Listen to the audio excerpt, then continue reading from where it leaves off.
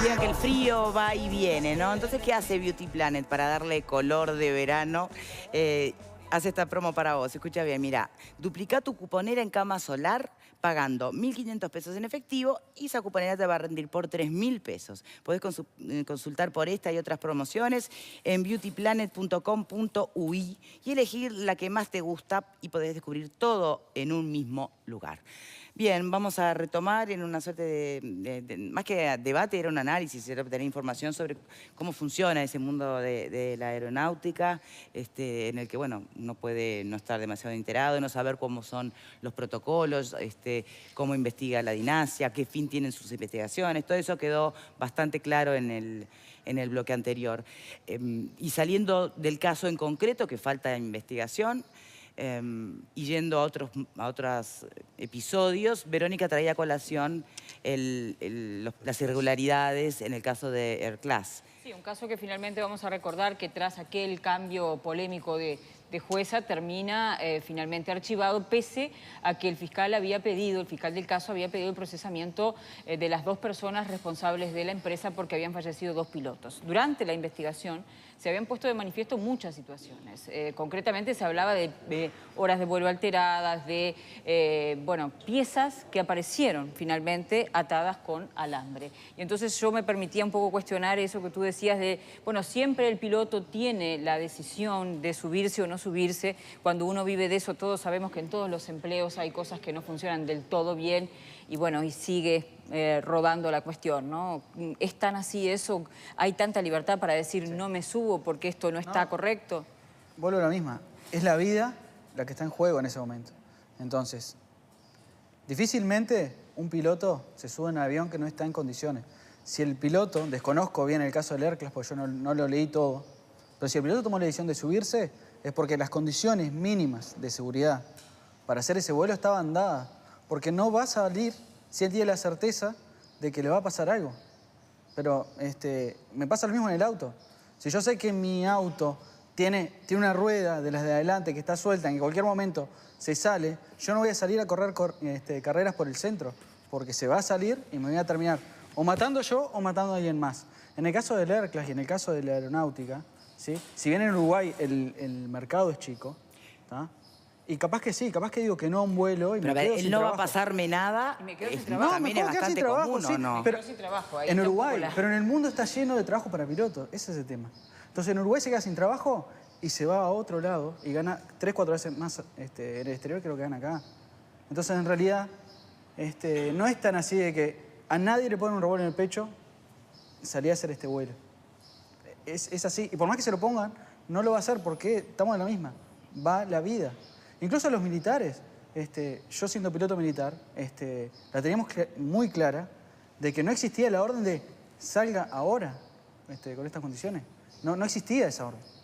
¿Tá? Y si existía, yo tenía legalmente la posibilidad de decir que no. Entonces, en el ámbito civil, mucho más todavía. Porque una cosa es quedar sin trabajo y otra cosa es sin la vida. Igual no parece ser el escenario. No, estamos de acuerdo. Estamos hablando del caso del Airclass. porque... No, exacto. Sí, tribuna. Bueno, obviamente que no todos los trabajadores cuando ven que está en riesgo su situación, más allá que la denuncien, porque lo discutimos hace un par de programas atrás, la situación de la refinería ANCAP, que está parada porque los trabajadores entienden que hay riesgo de vida no solamente para ellos, sino para toda la población de La Teja, y se lo intima que tienen que ir a trabajar, que entienden que las condiciones están. Y eso pasa en muchos lugares de trabajo. No es el caso de sin entrar en las discusiones. Eso está la justicia por un lado investigando y la fuerza y la dinastía investigando por otro lado, pero lo que se ve más o menos en los videos es que hay toda una serie de maniobras imprudentes que tal vez las haya hecho reiteradas veces y que nunca pasó nada, pero cualquier persona más o menos en su uso de razón, si sabe que está cometiendo actos imprudentes, y ya sea en el auto, y sale a hacer picadas, y sale a correr con el auto, y nunca le pasó nada, y un día tiene un accidente, y producto de ese accidente muere alguien, y sabe que la responsabilidad es de él. Yo creo que por eso mismo esta persona no se quedó en el accidente viendo a ver qué pasaba, si aparecía el médico chileno o no, sino que se fue para la estancia y más allá que ella que siempre estuvo ahí, la policía y la justicia dice que varias veces estuvo intentando ubicarlo y apareció muchísimas horas después. Entonces ahí como un doble criterio de lo que le pasa a los ciudadanos comunes y a determinado empresario, en este caso estanciero, que como tenía dinero se pudo comprar una avioneta, yo creo que no era para fumigar, era una avioneta particular que la tenía para chiveo, y fue lo que hizo.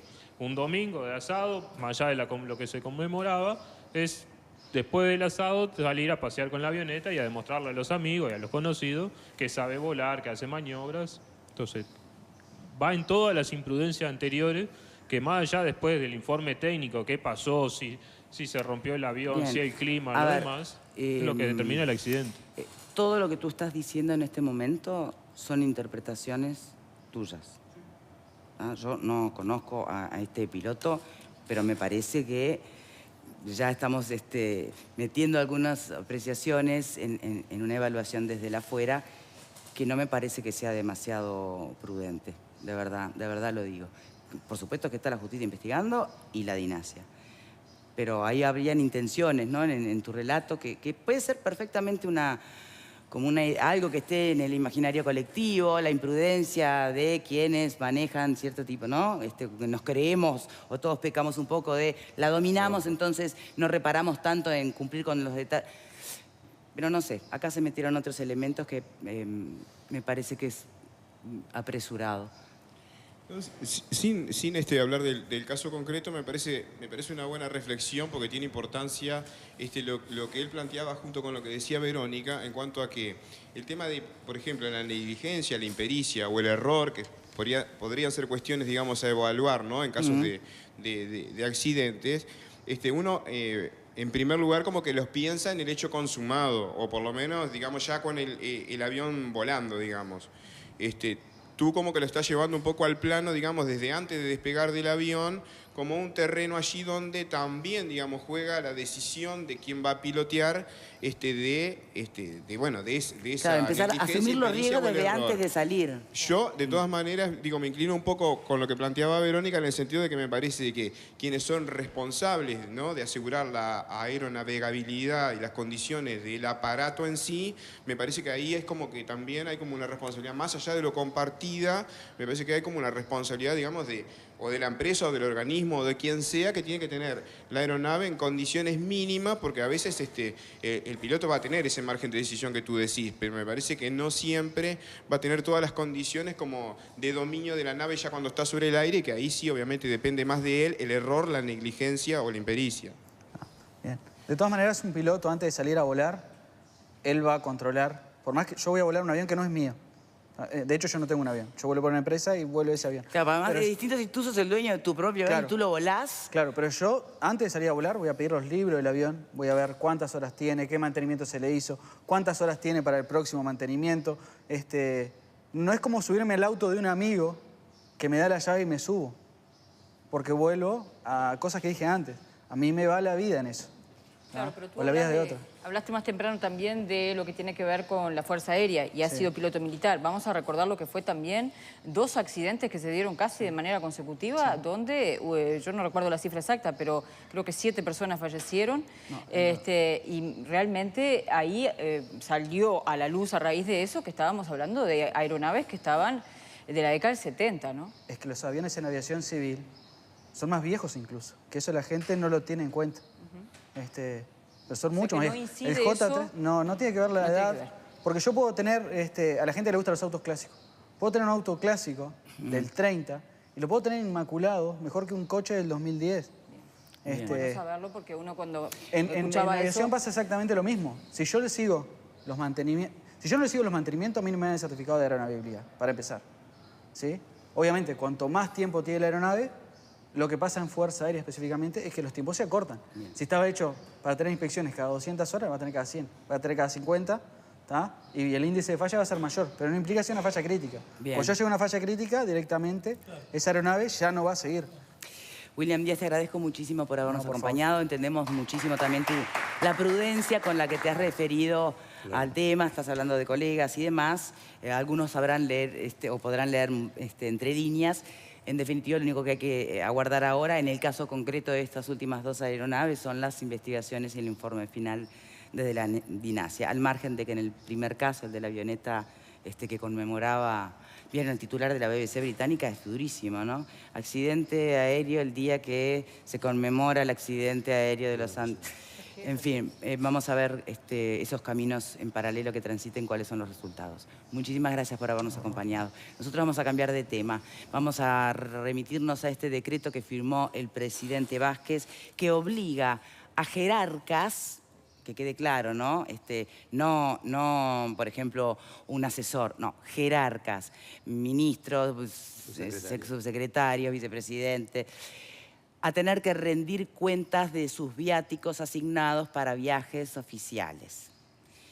Vamos a ver si esto es una señal consistente, floja, si cumple el objetivo y qué trampas o debilidades tiene. Vamos a un tape repasando la firma de Vázquez. El presidente anunció el decreto después que Raúl Sendic renunció a la vicepresidencia, señalado por el uso de las tarjetas corporativas de ANCAP. El decreto establece que el dinero sobrante de las misiones oficiales debe devolverse en un plazo máximo de 10 días. Abarca al presidente, vicepresidente, ministros y subsecretarios, secretario y prosecretario de la presidencia, directores y subdirectores de la Oficina de Planeamiento y Presupuesto y de la Oficina de Servicio Civil y otros cargos de la Administración Central. La Contaduría de la Nación redactará un instructivo para rendir gastos. Además, exhorta a los entes y servicios descentralizados a adoptar las mismas disposiciones del decreto. Estamos firmando los ministros este decreto, que nos parece muy a tono con lo que el señor presidente de la República y este gobierno trata de hacer con los dineros públicos y los procedimientos para dar cuentas de su utilización.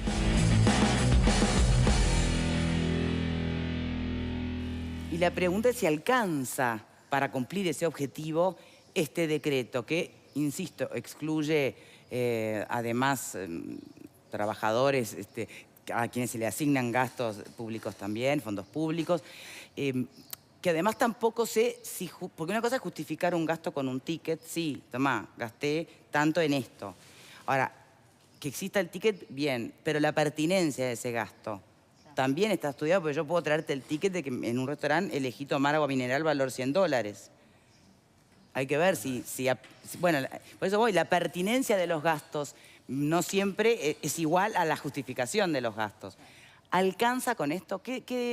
Vamos por lo positivo. ¿Qué fortalezas le ven y después qué debilidades le ven? Yo no sé si, cariñosa y respetuosamente, la pregunta es si alcanza.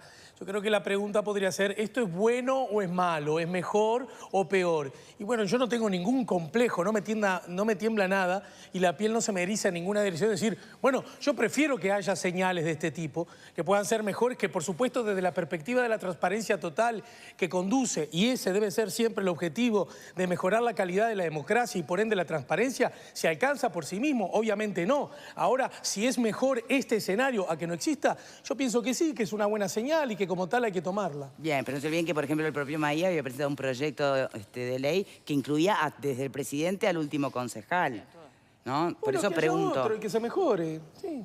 Horacio Baroli, gracias por acompañarnos. Soy periodista de Telemundo, gracias por estar aquí. Gracias por la invitación. Desde tu análisis, ¿no? Esta medida es una señal que de verdad va a tener su peso en poder revertir o sanear la mirada de la opinión pública sobre los legisladores y políticos y el manejo de fondos públicos, que es algo que está bastante rankeando bajo, digamos. Bueno, no sé, lo que sí tengo claro es que primero que esta es otra consecuencia más o otra derivación de lo que fue todo el caso alrededor de Raúl Sendic y el uso de las tarjetas corporativas.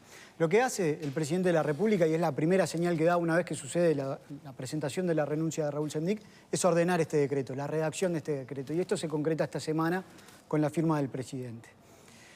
Si servirá, veremos de qué manera se instrumenta esto. Es una de las encomendaciones que tiene este decreto, encargarle a la Contaduría de la Nación que instrumente de qué manera se deben rendir gastos.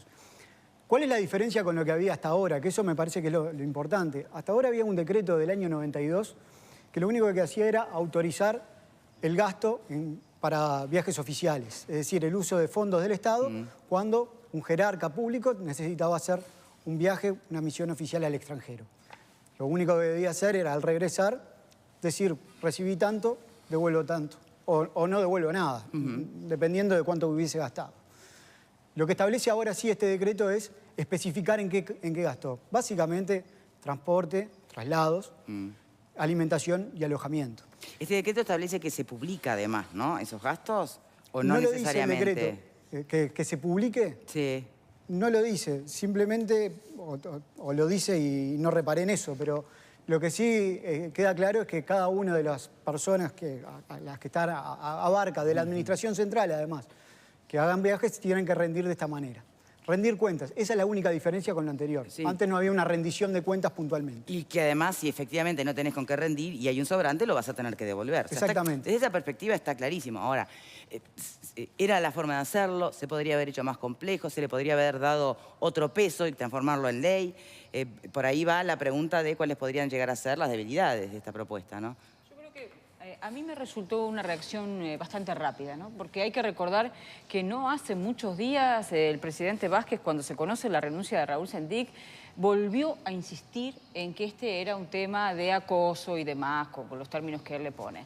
Entonces aparece allí como contradictorio. Por un lado, lo que él defiende, luego rápidamente tiene que salir a firmar un decreto que justamente lo que hace es regular aquello que se le criticaba a Raúl Sendic. Eso por un lado, a nivel de gobierno. Me parece que, por supuesto, que mejora, pero salió como algo muy rapidito que me parece que podría tener otra solvencia y a nivel de toda la administración pública. Por ejemplo, creo que hubiese sido una muy buena señal que esto también se pusieran de acuerdo a nivel parlamentario, si bien existen proyectos, y poder dar una señal de conjunto más amplia que fuera una ley. A nivel del Frente Amplio, por ejemplo, también me resulta una contradicción, porque mientras estamos regulando qué se tomó uno en una bebida en el exterior, estamos debatiendo a nivel parlamentario este famoso subsidio que para la gente que cobra un salario mínimo de 12.300 pesos resulta millonario. Entonces creo que hay señales muy contradictorias que me parece que es cobrar al grito de la tribuna. Se tendría que haber pensado y hacer algo mucho mejor. Esto va a estar al acceso a la información pública porque hoy tenemos una ley que todos podemos acceder. ¿Y qué pasa si vos en un viaje oficial tenés una enfermedad de la cual no te hace ninguna gracia que figure bueno, supongo que el viajarán... ticket y te vas a una farmacia? O sea, esas son las preguntas, Sí, ¿no? también, ¿Hasta qué punto? bueno, el tema confidencialidad no existe. Claro, pero hay otro pero aspecto... bueno, analicemos. ¿Cuáles son las maneras en las No que sé realmente si habrá algo, se podrá existe hacer alguna confidencial otra? en el gasto. Gaste con su dinero si le pasó algo que lo compromete demasiado. Me parece que va a tener... Pida un giro, pero no creo que sea conveniente que aparezca allí. De todas maneras, lo bueno es, hay algo positivo, lo bueno es que esto va a estar público, pero hay un enfoque que yo en estos últimos días escuchaba al presidente de la Junta de Transparencia, Gil Iribarne, que decía, hay que ir más allá, hay que ver ¿qué se va a hacer al exterior? Bueno, a eso voy exactamente. Viajan? ¿Son los viáticos de los viajes lo que molestan o son los viajes? A la gente, ¿qué le preocupa? ¿El viaje o el viático? El despilfarro le molesta a la gente, entonces... de cualquier tipo.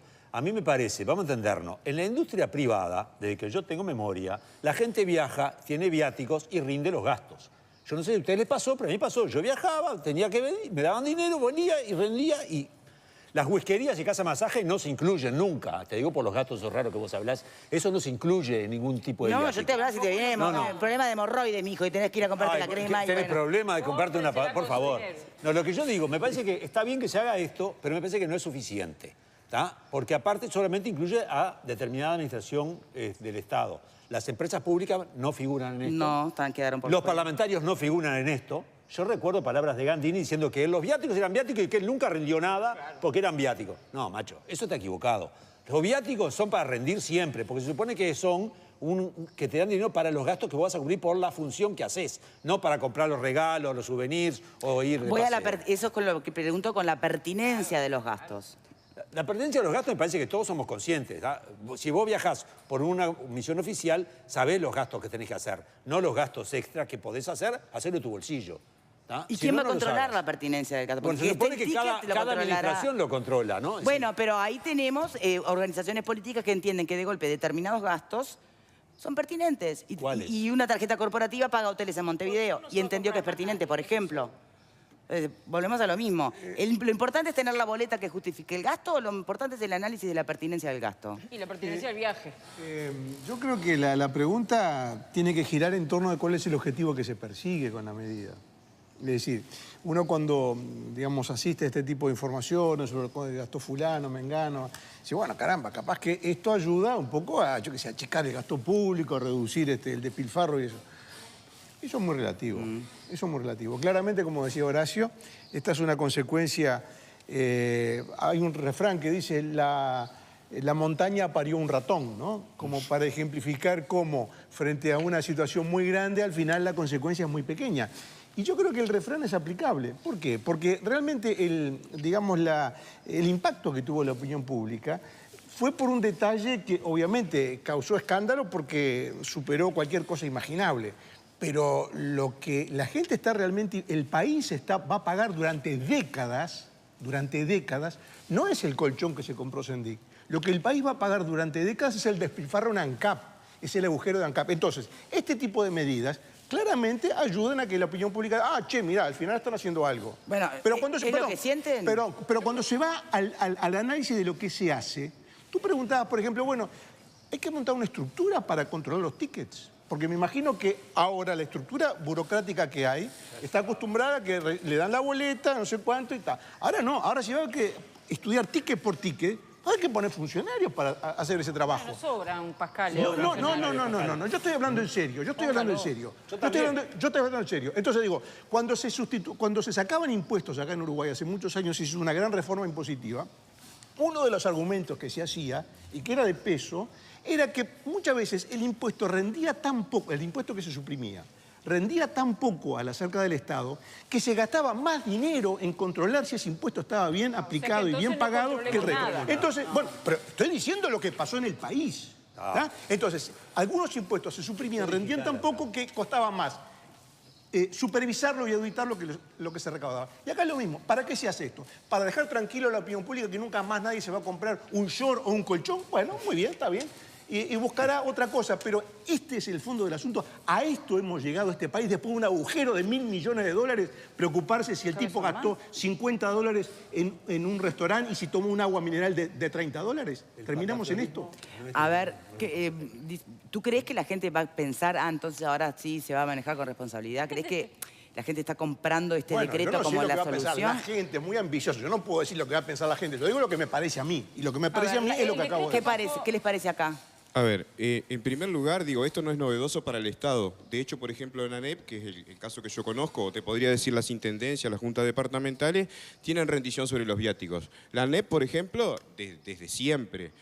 Yo conozco el tema de formación docente y cuando salen los docentes o cuando salen los directores del consejo o lo que fuere, rinden cuentas, si sobró se devuelve, pero porque es un tipo de viático, digamos, determinado que no es el que tenía la administración central. En este caso particular de la administración central, que además exhorta a los entes autónomos o los servicios centralizados a que adopten, digamos, la misma decisión, pasa por otro lado, pero pasa porque no se tiene claro, digamos, el concepto de para qué es el viático. ¿El viático para qué es? Es porque si vos saliste de tu casa y tenés que tener determinados gastos que incluso algunos no los tendrías si estuvieses en tu casa, es para cubrir eso. Ahora, si tú me decís, ¿esto le aporta transparencia? De alguna manera sí, pero si en definitiva después van a venir y a rendir cuentas por la totalidad del dinero que se llevaron, tampoco ni te agrega ni te quita nada. Entonces me parece que es mucho más claro saber que cuando un funcionario está cumpliendo una función pública y tiene determinados costos de vida que pueden ser de los mismos que tiene en el Uruguay o en el interior del país o donde fuese, y tiene que rendir cuentas, es preferible que ese viático esté determinado en un monto que se lo pueda gastar, llevárselo o lo que fuere, porque es un costo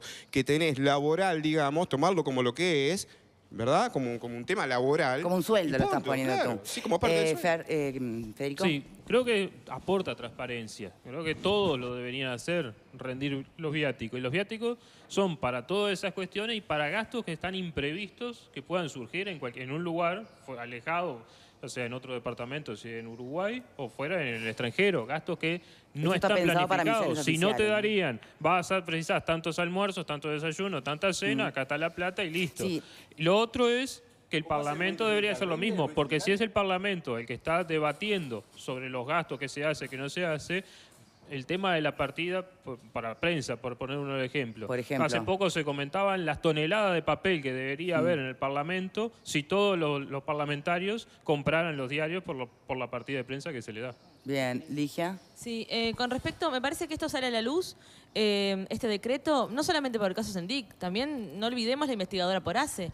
Y me parece justamente todo lo que se está sabiendo sobre beneficios a amigos, conjunción de interés público y privado. ¿En dónde queda eso? ¿Con un decreto por viáticos? ¿Qué pasa con todo eso otro? Porque me parece que la corrupción no se frena con un decreto, me parece que tiene que ver con una conducta, que es lo que tenemos que exigir nosotros a los dirigentes, una conducta y una ética.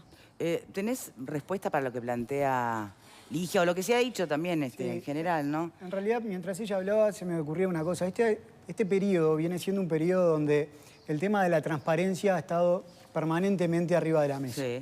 No solo por este caso del uso de las tarjetas corporativas, de todo lo que pasó alrededor de Raúl Sendik, sino por mencionar otros y que se me vienen rápido a la cabeza, pero lo del caso Sanabria derivó en una comisión investigadora sobre el financiamiento de las campañas políticas. Hay también a nivel del Senado funcionando una comisión sobre el financiamiento de los partidos políticos, también para transparentar la actividad de los partidos. Bueno, investigadoras ni que hablar. Creo que empezamos con la de ANCAP y seguimos con una cantidad cuando en los 2 periodos anteriores que llevábamos de gobierno frente amplistas no se había aprobado nunca una comisión investigadora. Entonces, este periodo puntualmente, ese valor de mantener la transparencia y demás, ha quedado arriba de la mesa. No sé si es mérito de un partido político, no sé si es mérito de determinados legisladores, creo que es en realidad de todo el sistema político que por un motivo o por otro ese tema lo ha puesto arriba de la mesa y está en una discusión permanente, más ahora en estas circunstancias. Bien, ¿y cómo interpretas tú entonces justamente en tu análisis que ante el tema sobre la mesa, el decreto que firma el presidente remita exclusivamente para jerarcas de la administración central y sus viáticos para los viajes oficiales? Cuando evidentemente lo que la ciudadanía exige y lo que hasta la oposición hace como parte del juego político exige, remite a cosas mucho más globales. Es cierto, el decreto del Poder Ejecutivo abarca solamente a la Administración Central y exhorta a las autoridades de los entes y servicios descentralizados a tomar disposiciones similares. También es cierto que el Poder Legislativo venía trabajando de la misma manera con el decreto anterior, el que regía hasta ahora, es decir, el del año 92. Funcionaban igual, o sea, utilizaban esa escala de viáticos de Naciones Unidas para hacer sus viajes, a partir de eso recibían los viáticos y con eso se manejaban en el exterior y era lo que devolvían. Habrá que ver si el Poder Legislativo adopta también este decreto, como lo hizo con el anterior, sin que se le hubiesen encomendado, o si analiza otra alternativa. Recién mencionaban el proyecto de ley de José Carlos Maía, también hay otro proyecto de la bancada del MPP en ese sentido. Proyectos sobre cómo transparentar o legislar el uso de los viáticos. Y acá que se habrá priorizado la prontitud, poder sacar rápido un decreto. A mí me parece que ahí está la clave, incluso hasta cómo funciona el sistema. Este decreto del Poder Ejecutivo no inhibe a otros poderes del Estado y las empresas públicas a que hagan cosas similares en esa dirección.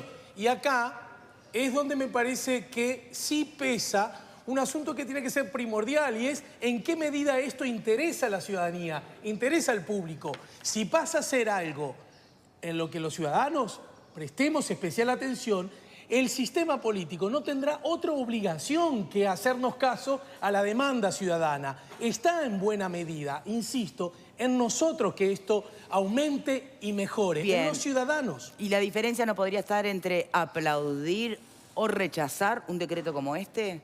Bueno, es decir, no nos conforma esto, no va al fondo del asunto, hay que decirle, o lo aplaudís y entonces no se hace más nada. No, pero ¿por qué? Pero esa es una falsa, con todo respeto, una falsa contradicción.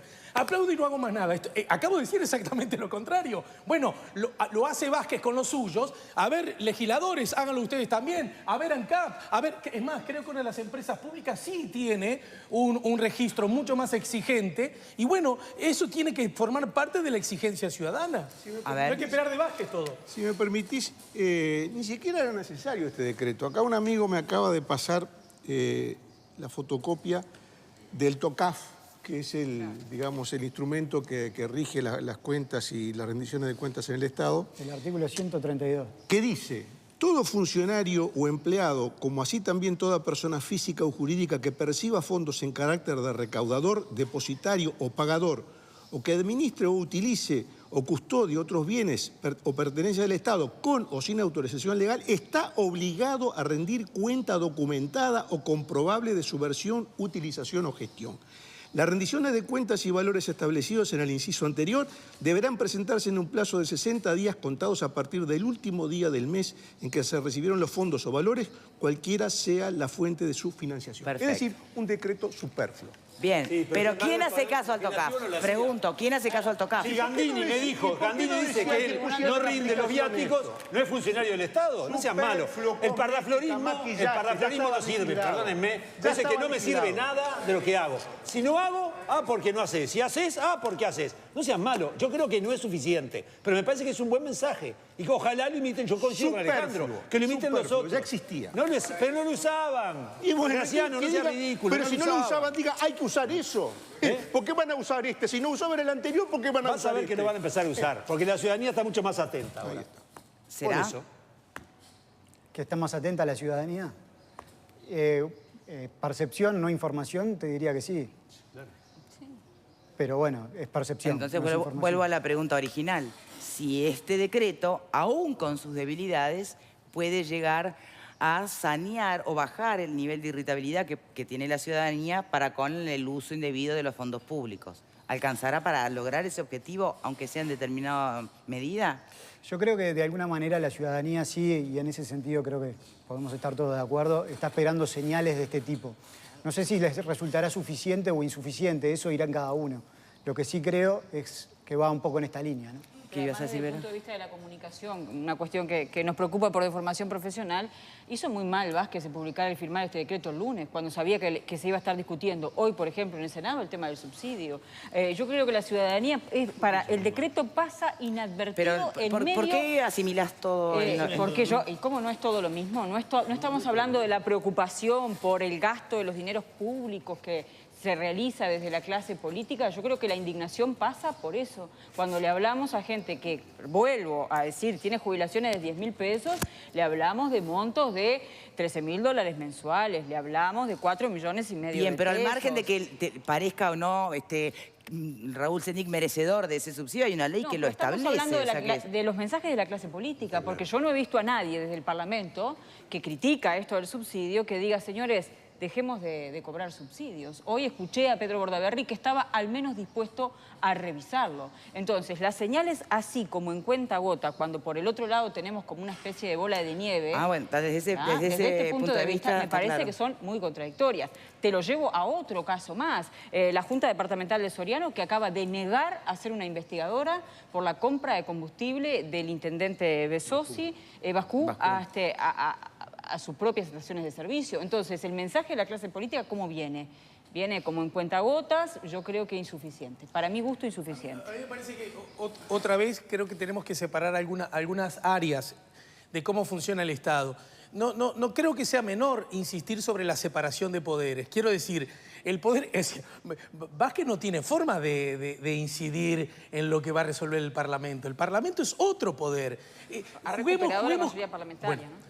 Juguemos con paz con esos asuntos. El Poder Legislativo verá si hace bien en otorgarle un subsidio al ex vicepresidente. Yo ya dije, hace mal en otorgarlo ahora, debe esperar a febrero del 2020. Me parece que es un asunto sobre el cual no tiene que haber confusiones. Podemos tratar el tema, pero repito, acá se han dicho cosas que huelen contradictorias. Se ha reprochado este decreto de la Presidencia de la República como que actúa demasiado rápido y juega para la tribuna. Y yo acabo de escuchar en la discusión en el Parlamento que justamente por el subsidio no se tiene en cuenta la opinión de la ciudadanía, o sea, la tribuna, y que con el tema de Sendic se demoró mucho, o sea, fueron demasiado lentos. Yo estoy un poco... Tengo derecho a estar perplejo, ¿verdad? ¿Verdad que tengo derecho? No, me parece que estás equivocando el enfoque. Tú estás hablando desde el Estado. Yo estoy respondiendo a la pregunta que hace Victoria desde la ciudadanía. La gente no anda con la Constitución para ver esto es del Poder Legislativo, esto es competencia del Poder Ejecutivo. La gente anda por la calle indignada por el uso que se hace del dinero que no llega a donde tiene que llegar. ¿Agreguemos una indignación más? que hoy escuché a Bordaberry justamente de lo que vos decías, hablando, yo no me acordaba de eso, pero trabajan los senadores del 1 al 18 de cada mes. Del 18 al fin de mes están libres. Y tienen la misma licencia que primaria, desde el 15 de diciembre hasta el 1 de marzo, ¿no? Es Menos la comisión permanente. Claro, pero la comisión permanente es chiquita, el grueso, es decir. Y él dice, ¿por qué no ponemos en cuestión eso también? No está mal poner en cuestión eso también. Discutamos, ¿no? claro. Quería agregar una cosa. La norma que yo cité es de una época que el Uruguay, aunque le parezca mentira, ya existía, que es del año 1987. O sea, o éramos de ya vanguardia existía el Uruguay entonces o estamos muy atrasados ahora, ¿no? Y es del 87. Simplemente no se aplicaba, bueno, ahora se saca una cosa en lugar de hacer aplicar lo que ya existía. Bien, hacemos una pausa y ya venimos.